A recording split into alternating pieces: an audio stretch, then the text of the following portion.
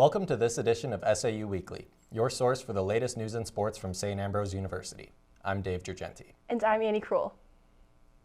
The process of finding a roommate can sometimes be a challenge for an incoming student, but one first-year student is helping make the process more effective. SAU Weekly's Nick Zepeda explains. SGA freshman Senator Brianna New-Miller is looking to make a positive change to how incoming freshmen are paired through the random roommate questionnaire. So I started the process late September, early October, and that's when I reached out to Danelle asking questions about the roommate questionnaire, and then reaching out and seeing if there could be changes made to it, what that process looked like. New-Miller, with the help of the Director of Residence Life, Danelle Gale, spent the next 6 months creating the new questionnaire. So I did a bunch of research on what other campuses were asking, but I also surveyed the students, particularly freshmen, and I asked, what would you wish you knew about your roommate prior to coming, or what is something that you feel like needs to be on this roommate questionnaire? But I did ask all ranges of students as well, but yeah, a lot of research, and then I compiled the information with Danelle on it, and we kind of conformed this list and questionnaire of those questions. New-Miller says her own experience is what propelled her to make this change. I had not a very great experience with my first year roommate, and when talking about that with other students from all age levels, freshman through senior, they all had, those similar experiences and kind of traumatic ones. So I got to thinking, why hasn't anything been done about this, if everyone has these stories? So that was kind of my initiative behind it. The original 3-question form now has 11 new questions added, which will give students a better idea on who they are being paired up with. Some of the new questions include asking students how outgoing or shy they are and what their daily schedule looks like. It's a big deal that we don't really acknowledge very often, is that as freshmen we often live with people who we've never met before. So I think just putting a little bit more time into the questionnaire will be a good thing. It should lead to roommates having a better connection with each other and should cause less issues with roommates and going forward. So that's just something that I'm really proud of to be a part of, and it's just really exciting to see change. With SAU Weekly, I'm Nick Zepeda. Thanks, Nick. The new questionnaire will be available to incoming students starting this fall semester. Our SAU HerCampus was named the winner of her special HerCampus March Madness tournament, competing against other chapters from around the world. They competed in the traffic and social media bracket alongside more than 700 chapters worldwide. The goal was to get the most views along their social media and website posts. To celebrate their win, the campus community was invited to Madison Hall for some pizza and March Madness champion t-shirts. It meant a lot to us. So we're a small school, Ambrose obviously, and our chapter is about 32 members. So being able to win just showed how much the community and the campus does support us and our members and their families, because we couldn't have done it without the campus or our family members all kind of joining in. So we felt really overjoyed. I know personally, I was in the car, had my friend driving me, and I screamed in the car, couldn't believe it. You can find the SAU HerCampus on TikTok, Instagram, and X at HC St. Ambrose, and on Facebook at HerCampus at SAU. SAU's chamber singers are preparing for a challenging and unique performance next month to a collaboration with Augustana's music program. I went to their rehearsal this week for a look behind the scenes.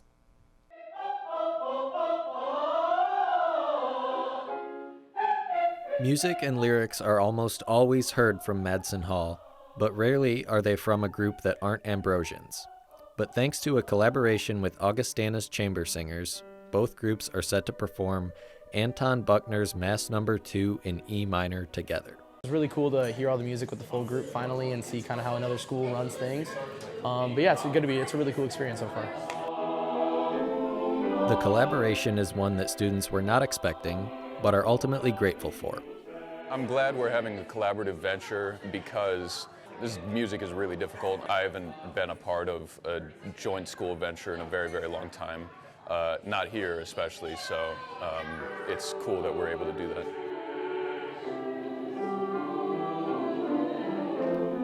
It's a difficult piece for either program to take on alone, but joining forces provides a fuller sound without straining the choir's voices. Coming together for the love of music. With SAU Weekly, I'm Dave Girgenti. Their performance will take place on May 5th at St. Paul Lutheran Church, just east of campus. On Wednesday, a unique exhibit was brought to campus to raise awareness about the unfortunate reality of child abuse.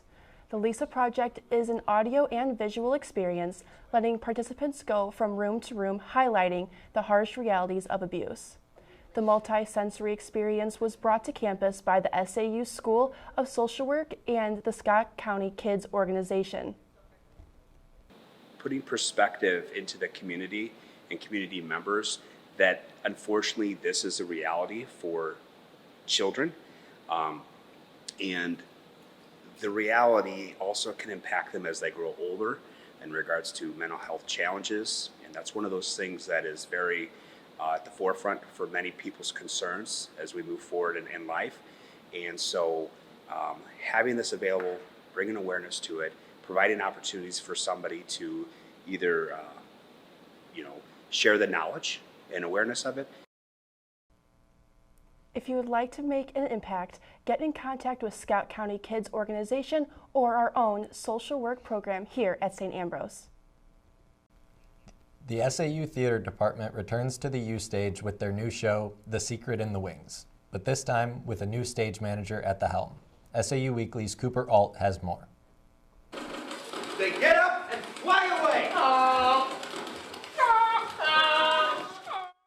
Plenty of familiar faces take center stage in SAU Theater's newest production, but a new face is calling the shots. So during the show, I'll be up there in the booth, running the lights. So clicking the go button every time there's a light change at either whether it's on a line or on a visual cue, something that the actors do on stage. Even as a first-year student here at Ambrose, Bella Vitali has quickly taken to running the show. As it went on, I did get way more comfortable, calling out stuff and getting better at recognizing when cues go and when the lights change, and it just kind of became muscle memory at that point. A smooth performance is the most important thing, both on stage and for Bella behind the scenes. It consists of taking notes during rehearsals and production meetings.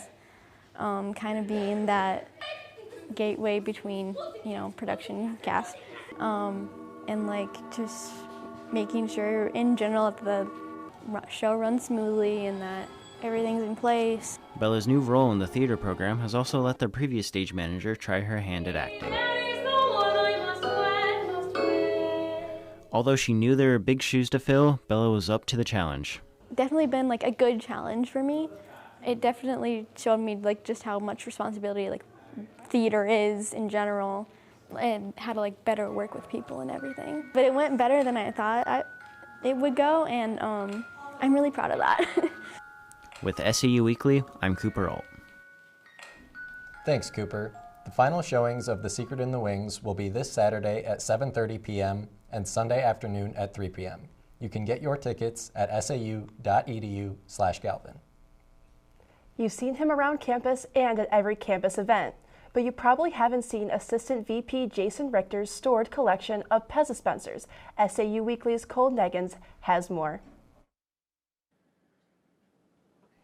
For many people, they can spend thousands of dollars collecting different items. But if you're Jason Richter and his collection of Pez dispensers, that isn't the case. I've maybe only bought 19 of these. Most of these have been given to me as gifts. So it's this is basically people ask me if I'm a collector, and I'm like, not really. I mean, it just kind of, it is now, but people have been just giving them to me for years. Some of them are old. I mean, been doing it been collecting since 2000 when I first started in student activities. So some of them are 24 years old. Some of them are older than that because people have given them to me. My mother-in-law gave me those for a Christmas present. From Star Trek to Elvis, and even a special edition Marvin the Martian. Richter has received additions from a wide range of contributors, all of whom are happy to be a part of this unique collection.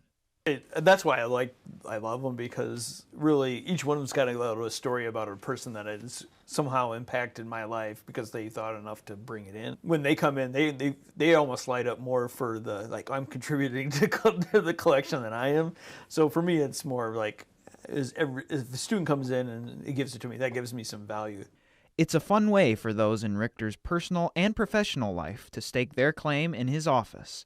Eventually, however, the fun will have to come to an end. Well, I don't really have, like I said, I don't know what I'm going to do with it when I retire, so, because my wife has told me it's not staying at the house.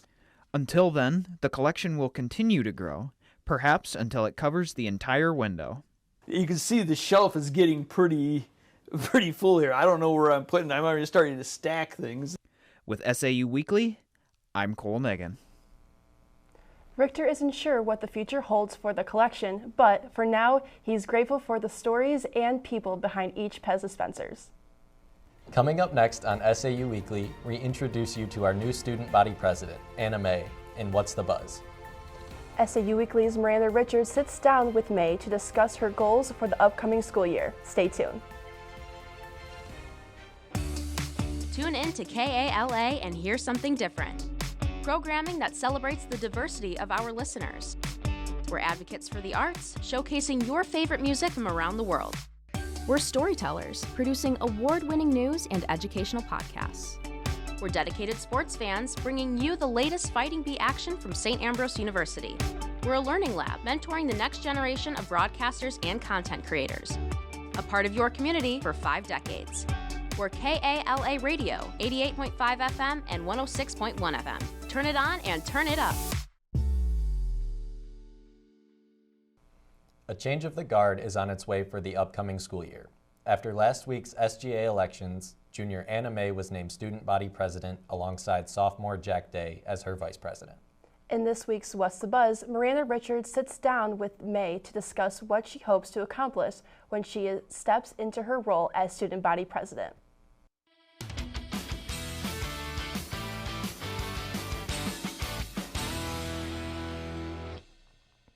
Thanks, guys. Joining us now is President-elect Anna May. Thanks for being here, Anna. Yeah, thanks for having me. Elections were just over a week ago. How are you feeling, and what does it mean for you to finally step into this new role? Yeah, so they were just under a week ago, and I've been busy so far, even though it's only been a week, because my Vice President, Jack Day, and I have been choosing who we want as our secretary and treasurer, so that was a whole decision to be made, interviews to be done, all that sort of thing.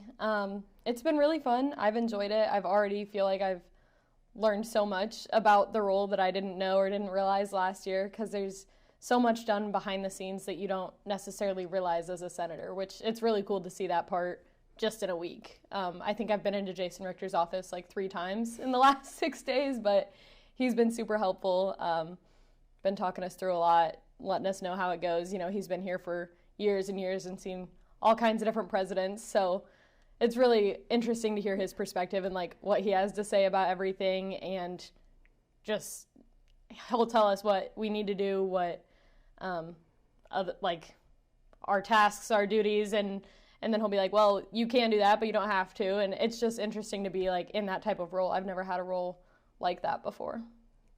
What do you hope to accomplish as SGA president? Jack and I have talked a lot about this. We have a few set ideas. I know one of them, so currently SGA is working on some outdoor spaces. So if you've seen the flags and circles around campus, those are going to be fireplaces come next year. And I know in the works down the line is like pickleball courts, basketball courts outside. Jack and I want to focus on some of those indoor spaces, like the Ambrose Hall game room, for example, looks a little bit dated. There's a lot of good stuff to do down there, but it's not the most cozy space. A lot of people don't love hanging out down there because of that. So we're going to try to make that a little more appealing, maybe add some new things down there, fresh coat of paint. We haven't talked all the details yet, but just some things to make some indoor spaces a little nicer, since not all of the dorms have lounges, and you know, if you want to hang out with more than 2 or 3 people, your room might not be the best place to do that. So focusing on some spaces like that is one thing. And we have some other ideas in the works, but that's what they are right now, so I don't really feel like sharing them because I don't want people to be like, oh, you know, they promised they would do this, and then we can't for whatever reason, so. How are you preparing to take on such a large role within SAU? I think talking to Jason Richter a lot, talking to Jack, kind of surrounding myself with people who know more than me, recognizing that I don't know much about a role like this, or this role specifically, so just taking that criticism, understanding that there is a lot that I don't know, and going from there, just rolling with it each day, making a lot of to-do lists, Google Calendar, sticky notes. Those have been good friends the last week, so I would say that's definitely a big thing. And then just having good friends, people that are very understanding and helpful through this transition process, especially when it's super busy here at the beginning, has been really nice to have people that I can talk to or lean on a little bit through this, especially Jack. Yeah, amazing. So when do you officially take the reins as SGA president?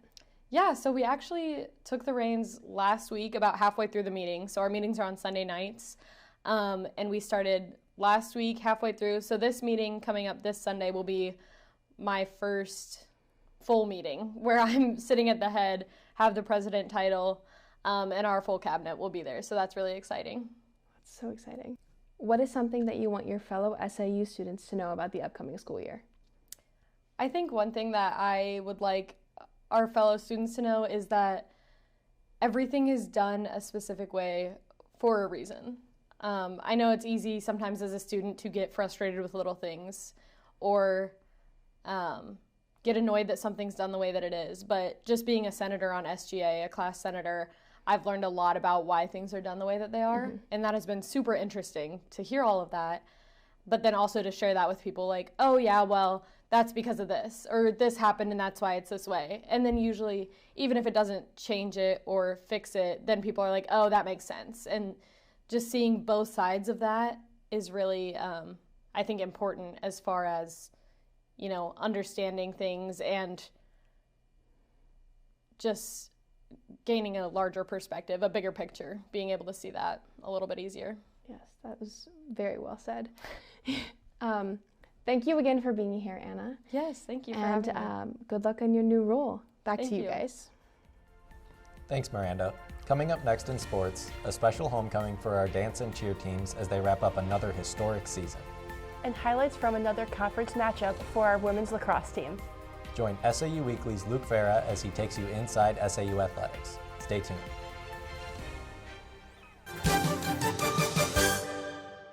The first annual St. Ambrose Golf Invitational was held on Friday, April 22nd. Jeff Griebel, St. Ambrose golf coach, organized the event, the first ever in the college's history.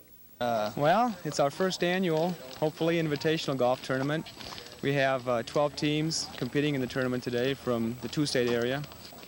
Our perennial rivals, Loris, will be here. We'll hopefully beat them. St. Ambrose Bees were the victors, edging out Illinois Central by 3 strokes.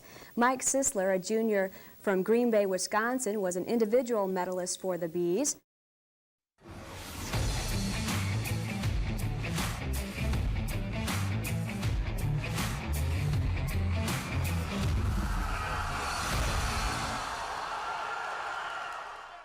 The NAIA, which oversees more than 200 schools and just over 83,000 student athletes, including our own here at St. Ambrose, has implemented a groundbreaking new policy with impact that'll be felt throughout collegiate athletics nationwide. On April 8th, the NAIA issued a policy that bans transgender athletes from competing in women's sports. The policy states, only NAIA student athletes whose biological sex is female may participate in NAIA-sponsored female sports. The CCAC then released a statement regarding the new rule, agreeing to follow the recent change. The document states, the CCAC remains steadfast in its support of equitable treatment for all student athletes, promoting inclusivity while preserving the essence of competitive sports. The new rule allows all eligible athletes to compete in male competitions. This new policy will take effect on August 1st. After a 13-10 win over Culver Stockton a week prior, SAU women's lacrosse was more than ready for their return to St. Vincent's for the conference semis. The Bees look to extend their home record to 6-1 as they welcome back number 3 seeded Wildcats. The Bees would get off to a fast start with a goal from Katie McLinn early in the first quarter to give the Bees a quick lead. Later in the first, Sarah Deal would find Annabelle Brown, who would spin off her defender to put the Bees up 2-1.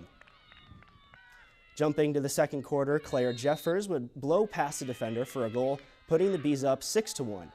Right before halftime, the Bees would again find the back of the net, thanks to Katie McLinn. The Bees would get back on in the middle of the third quarter with another goal by Sarah Deal, putting the Bees up 10-1. Fast forward here to the fourth quarter as Lauren Hosley would find the goal, putting the Bees up 13-3. The Bees would go on to win 15-4 and will take on Benedictine in the Hart Championship game tomorrow at 4.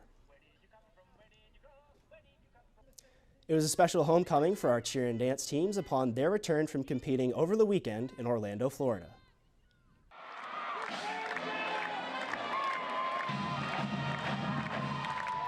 On Wednesday, after SAU cheer and dance teams both brought back home back-to-back national titles, the students, faculty, and staff got together in a fan tunnel in front of the WRC. They congratulated the athletes and led them inside the Rogalski Center ballroom, where attendees could watch their winning performances.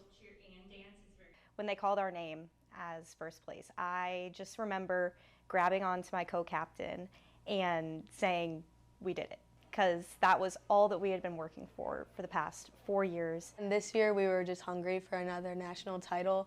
Obviously last year was amazing, but winning back-to-back was even better. When people say it takes a village, it truly does. It doesn't happen, just one coach or, a couple of athletes that are just incredibly talented. All of those things help, but it really is, it's everybody. Last Saturday, the Bees traveled to Orlando, Florida to perform one final time this season. SAU competed in the College Classic against Division I and Division II universities from around the country and clinched titles once again, wrapping up this year's season. After much success in their indoor season, our track and field teams have been preparing to carry that momentum outdoors. The Bees had a record-breaking performance in the 4x800 meter relay and the 600 meter relay with senior Will Reemsma and sophomore Nick Norton, who also holds the 60 meter and 200 meter school records. Norton is also a 2-time national qualifier in the 4x400 meter relay and has earned multiple CCAC honors. The trend continues with the women's team as senior Anna Miller broke the school record in the discus and shot put, ranking 5th in the NAIA. Senior Gabby Butler broke the record for the outdoor 200 and 400 and the 4x400 meter relays. Because you see a lot of improvement in track and field, and you truly get what you put in. That these kids are tremendous at growing each race, and if you follow each individual's times, you're going to see that everyone's improving. So it's a lot of fun. I think if people just tune in more, and they're going to find a lot of success stories on this team. So that'd be the overall encompassing umbrella of what excites me, is just watching the growth of each athlete. SAU track and field will head across the river to compete in Augustana's Meet of the Champions later this afternoon and also tomorrow. And that'll do it for Inside SAU Athletics. I'm Luke Vera. And that's all we have for you on this edition of SAU Weekly. We'll be back next week with the latest news and sports from St. Ambrose University. Remember to check out the SAU TV Facebook and Instagram pages for our newscasts, top stories, and more. You can also find them on The Hive at sauthebuzz.com. Thanks for watching.